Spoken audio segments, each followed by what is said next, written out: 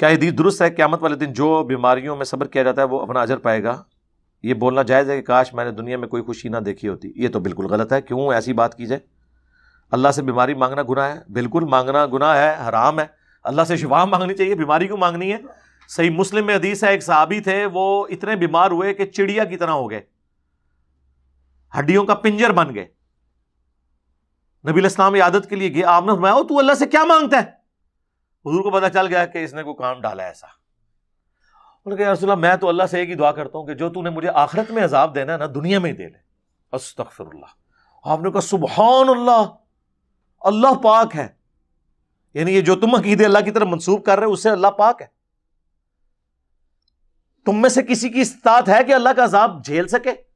وہ تجھے تو یہ کہنا چاہیے تھا اللہم ربنا آتنا فی الدنیا حسنہ وفی الآخرۃ حسنہ وقنا عذاب النار.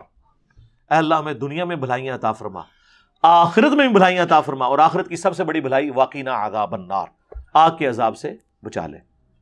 آمین. یہاں کہتے ہیں جی ایک بزرگ سن جی انہوں نے جواں پئیاں سن، جواں تھلے ڈگنی سن پھر اتنے رکھ لیندے سن، بڑے گندے سن ترکے نوایا کرو انہوں. دوسری طرف ہمیں یہ حدیثیں سناتے ہیں، صحیح مسلم کی حدیث ہے جی صفائی نصف ایمان ہے. تے بابے کیوں ہیں جواں پال دے سن ہیں؟ اور جوؤں کی تو اتنی مخالفت ہے. بخاری اور مسلم دونوں میں حدیث ہے، ایک صحابی کہتے ہیں کہ میں احرام کی حالت میں تھا، میرے سر میں جوئیں پڑ گئی، نگاہ مار کے انہیں غائب نہیں کیتیاں.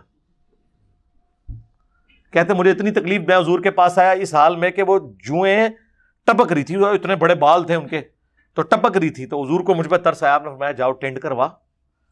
آپ نے کوئی دم نہیں ڈالا کہ جوئیں ختم ہو جائیں، اس طرح نہیں ہوا. وہ کبھی کبھار کو معجزہ ظاہر ہونا ہوتا ہے، دنیا بقدر ایفرٹ ہے. آپ فرمایا کہ تم اس کے پھر عوض ایک بکری صدقہ کر دینا حدود حرم میں، چونکہ وہ یہ تو انہوں نے احرام کھولنے کے بعد کر رہا تھا، اب تکلیف کی وجہ سے کرنا پڑا، اور اس کی وجہ سے امت کو مسئلہ سمجھ آ گیا کہ اگر کسی کو مشکل میں اس طرح کو کام کرنا پڑ جائے تو وہ کر سکتا ہے، بعد میں پھر دم دے دے. یہاں کہتا ہے کہ بزرگ جناب وہ جواں پہ ہوندی سن، ترکے رہندے سن. اور یقین کرے جو لوگ یعنی پخانہ بھی کپڑوں میں کرتے ہیں نا، ان کے پیچھے بھی لوگ ہاتھ باندھ کے چل رہے ہوتے ہیں. ہمارے جیل میں بھی ایسے لوگ موجود رہے ہیں، پتہ نہیں کیا کچھ ان کو مانتے رہتے ہیں یہ لوگ. پھر حضرت ایوب علیہ السلام کی طرف وہ جھوٹ منسوب کیا ہے کہ ان کے جسم میں کیڑے پڑ گئے تھے، کیڑا کو نیچے گرتا تھا اوپر رکھ لیتے. ایک کتنے لگے ہے اے سنیا سی او سنیا جو کچھ ہے نا غلط ہے. پہلے تو طے کر لو کہ جو بھی تسی سن دے ہو نا وہ غلط ہے، شاید کوئی شاید بھی صحیح بھی نکل آئے. ہاں اے بات پہلے طے کر لو کہ بالکل وہ الٹ ہے. تو کہانیاں بنائی ہوئی ہیں. اچھا باقی اس میں جو آیا نا کہ اجر پائے گا، بالکل اجر پائے گا آخرت میں. بخاری مسلم میں حدیث ہے کہ مسلمان کو کوئی تکلیف پہنچتی ہے، دکھ درد اندیشہ، حتیٰ کہ اس کے پاؤں میں کانٹا بھی چبھ جائے، اس کے عوض اللہ تعالیٰ اس کے گناہوں کو معاف کرتا ہے. یہ حدیث بخاری میں بھی ہے اور مسلم میں بھی.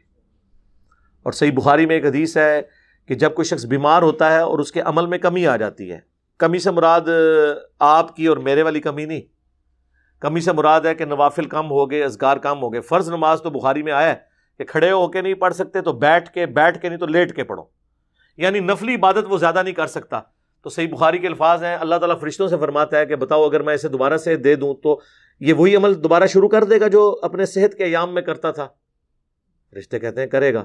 تو اللہ تعالیٰ فرماتا ہے پھر ٹھیک ہے، اس کے وہی عمل لکھتے رہو، بغیر کیے لکھتے رہو. یہ ہے اللہ کی رحمت.